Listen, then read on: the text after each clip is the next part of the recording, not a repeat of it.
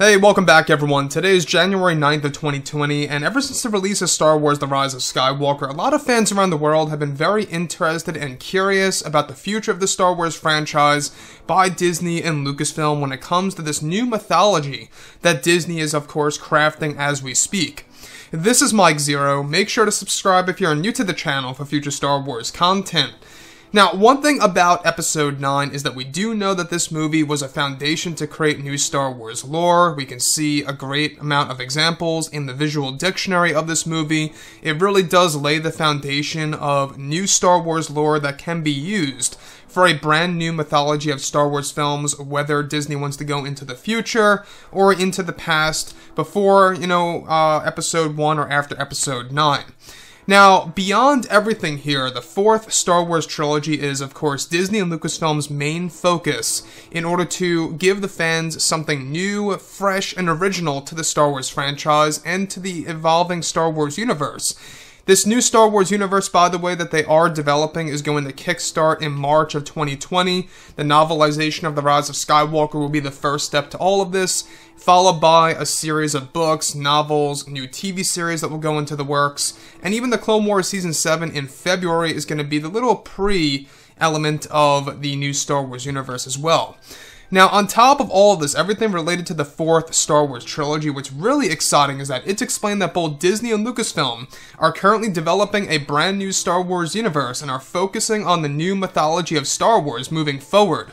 It said that Disney and Lucasfilm are focusing on the fourth trilogy of Star Wars films that will release throughout this decade, and that they are looking to bring back iconic worlds like Coruscant and Naboo during this new timeline for the Star Wars franchise.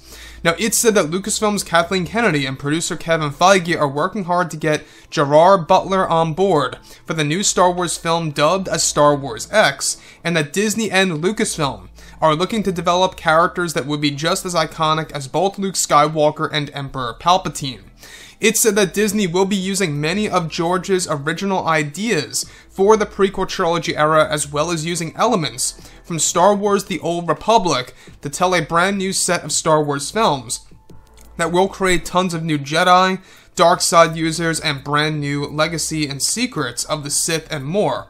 Now, it said that the first film of the new trilogy, dubbed as Star Wars X, will also tap into elements of the prophecy of the Chosen One, and even the legend of Darth Plagueis, where the new film is said to focus primarily on the new truths about the Jedi Council, as well and introduce brand new Jedi that have never been seen before.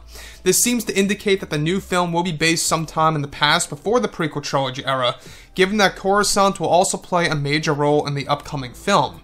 It's also described that the upcoming film will also explain the origins of the Jedi and the Sith in greater depth for the audience to see on the big screen, where the fourth trilogy is described as shift away from John Williams, and that Lucasfilm is looking to get Hans Zimmer on board for the new movies that will create a different feel for Star Wars when it comes to its music. Now, the thing about this new mythology that's very risky by Disney and Lucasfilm is that they really are trying to borrow many elements from Star Wars Legends and scrapped material from creator George Lucas. And I get that, I understand that. They want to use elements of Star Wars that really never made it into the Skywalker saga in order to deliver something new and unique for the fans. Now, the new mythology, what's great about this is that it's fresh. It's going to be new. It's not going to latch on to the Skywalkers per se, but it will have loose connections to the Skywalker saga that started back in '77. Great examples are going back to iconic worlds. They plan to go back to Coruscant and Naboo for these new Star Wars movies, as well as tapping into the prophecy of the Chosen One and how that's going to be a part of the evolving Star Wars movie. Now, this would suggest that this movie is going to be based sometime in the past as opposed to the future. Again, Kathleen Kennedy talked about this a couple of weeks ago, that they are talking about it every single day about where they want to go, either in the past or the future for Star Wars, and exactly what it really means for them to go forward or backward.